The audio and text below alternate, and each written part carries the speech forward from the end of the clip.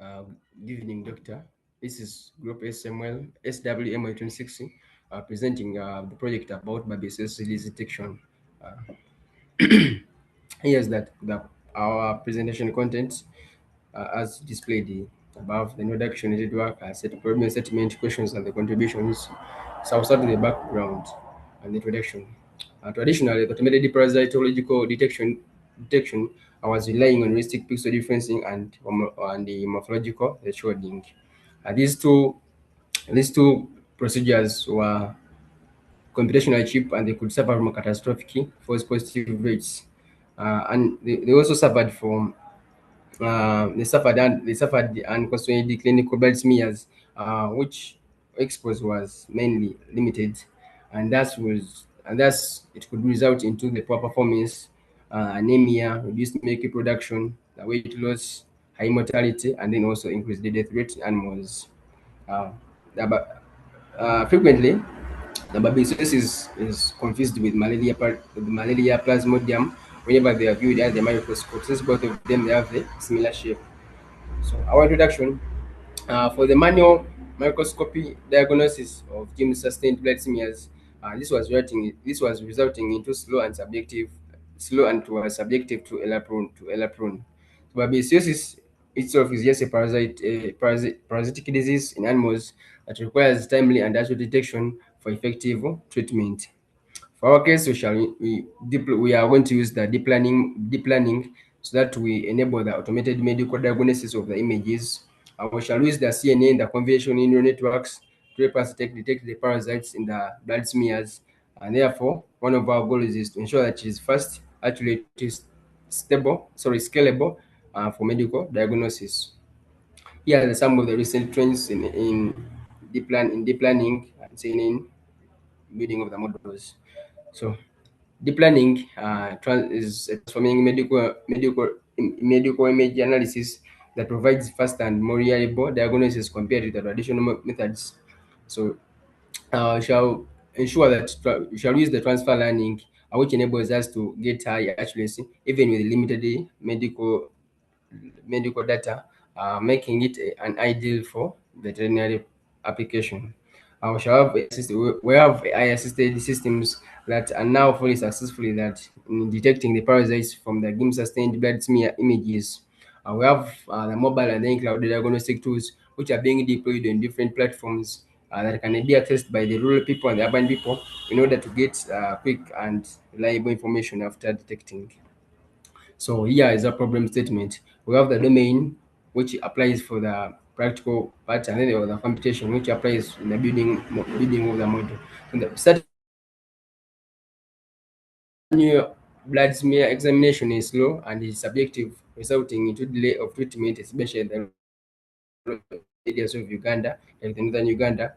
Frequently, babesiosis is confused with other parasites, for example, the plasmodium, which since both of them have the similar rings, we have the co-infections like Thalidomide and anaplasma, and then other pathogens which are common in pastoral systems that worsen the clinical outcomes. So under the combination problems, we need to develop an accurate multi-class classifier that will help us to distinguish Babesia parasite from other parasites, for example, the Plasmodium. So we have to address the severe class imbalance whereby we have the infected Babesia cells that are presenting only 10% of our data set compared to the healthy ones.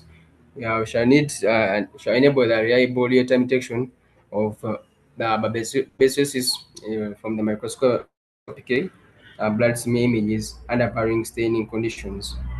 Here are some of the research questions and objectives that we came up with. The research questions: how can you transfer learning on public parasite images detect Babesia with veterinary grade? How well can the model distinguish Babesia from other similar parasites? And these are some of the research objectives that we came up with. One, to prepare and explore a relevant subset of microscopic images, develop and train a deep learning classifier for Babesia detection, evaluate the model performance, the standard metrics, and then also demonstrate our prototype interference for the new images. So our contributions, research contributions that we have, that we developed for a focused multi-class Babesia detector using our based model, which was efficient net using uh, the public dataset that we got from Mendeley's. Also built, we also had a robustic negative negative set of our images, which was composed of the RBC, leukocytes, and the plasmodia. We achieved the accuracy of greater of 90 and above Babesia versus the Babesia. We also developed a model which you can tap on the link and then also follow. It is user friendly and is supportive in the veterinary clinics. So this is the model, the method. Initially, we shall have our problem identification. We get our data set and then the processing. We build our model, we train it, validate, test it, and then we package our model. So this is the architecture for the model that we deployed.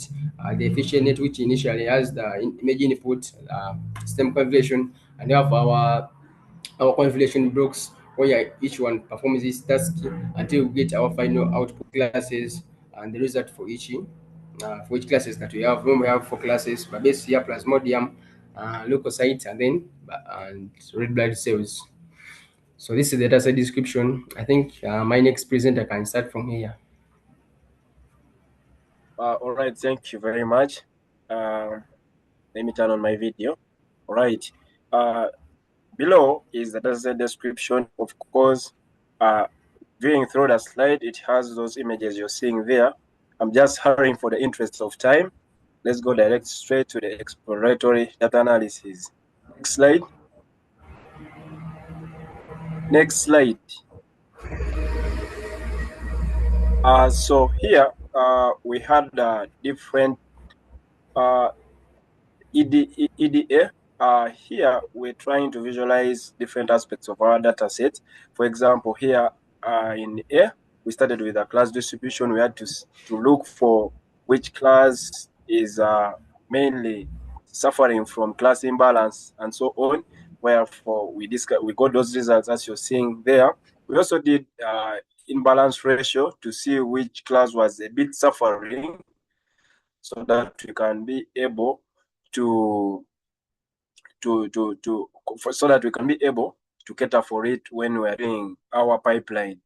Then also we did the per class split, as you're seeing there. The other thing we did was also the class imbalance ratio to see where we saw Plasmodium was a bit suffering a lot. And besides, we also saw Plasmodia following it with a less number of samples. Then we did also with distribution, height distribution. We had to determine the height and width of these images so that we are able to adjust in the resolution or the actual image resolution which we are going to fit in our model. Aspect ratio distribution by class, all the things we had to do because we're planning to come up with a robust, clean pipeline in order following the architecture, a given architecture we would use for building our model. So next slide. Also there we had the metadata for feature correlation. Of course, all these aspects of the data sets have been explored: the width, height, aspect ratio, file size, all these, and the resolution. We had to display some overall splits and so on. Check also after temperature scaling, then before the calibration. This helps us to handle class imbalances, to check those features that are maybe correlating and so on, and it helps with them accordingly. We also did model comparison, model architecture comparison, where we compared various architectures where we would build our model on. For example, as you're seeing there, we did 4 comparisons and based on accuracy, speed, and efficiency. So we also did some expected confusion matrix using the test set and so on. Then for the explainable AI and analysis, we used the gradcam heat maps, which we use to visualize or to explain our results. For example, in this case, we used what we call the confusion matrix. It helps us to display various it helps us to display how the model has performed on various samples. My colleague will explain that when he reaches to the model. What do I mean? When he reaches to the to the model outputs and so on. For example, you will start from this slide. Thank you. Okay, thank you for the presentation. My name is Garangio. I'll be taking you through the model. So we chose our base model as efficient and before model. So this is what we got from training it. So the first one is the first graph we have here is a loss for our model. That is for all the different approaches we have. We trained the training loss and the validation loss. So as you can see here, it is the one we have. So we also have the accuracy. Our accuracy is at 99%. So model selection and deployment. So as I said earlier, we chose the efficient and P4 model since it was our best model.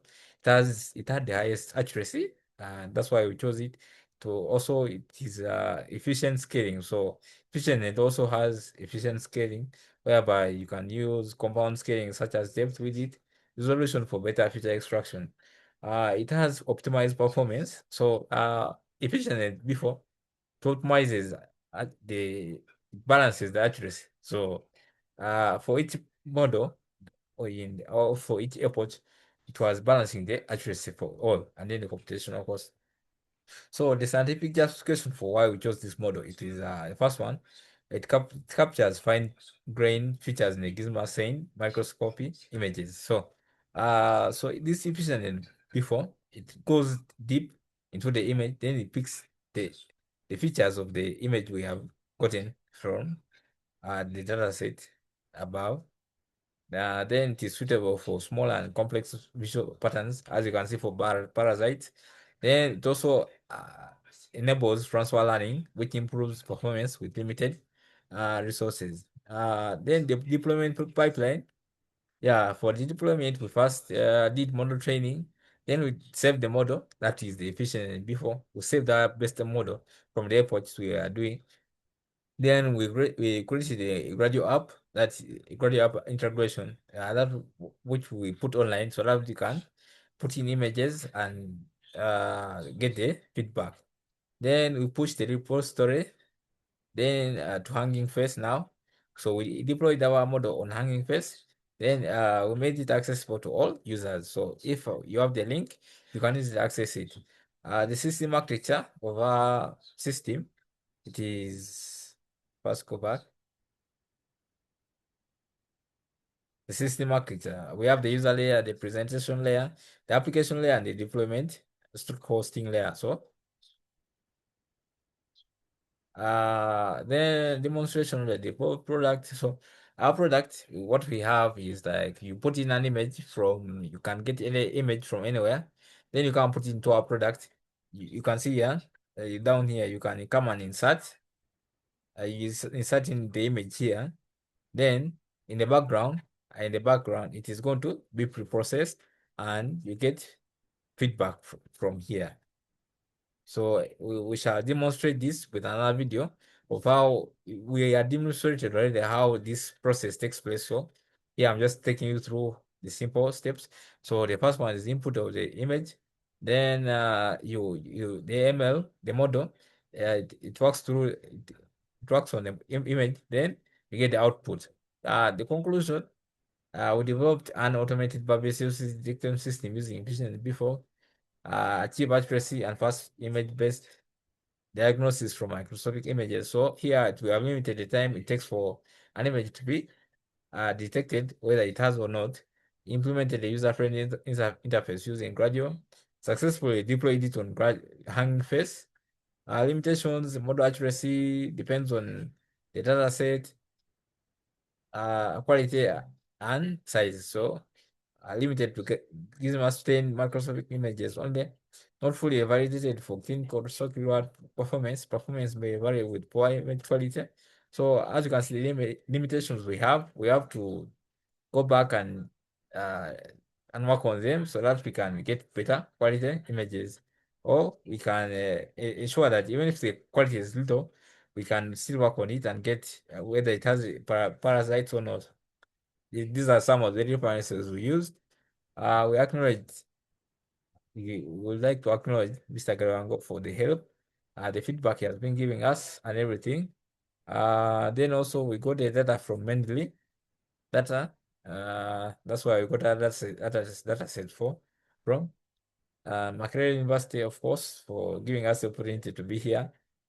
Team members and family for the support and everything.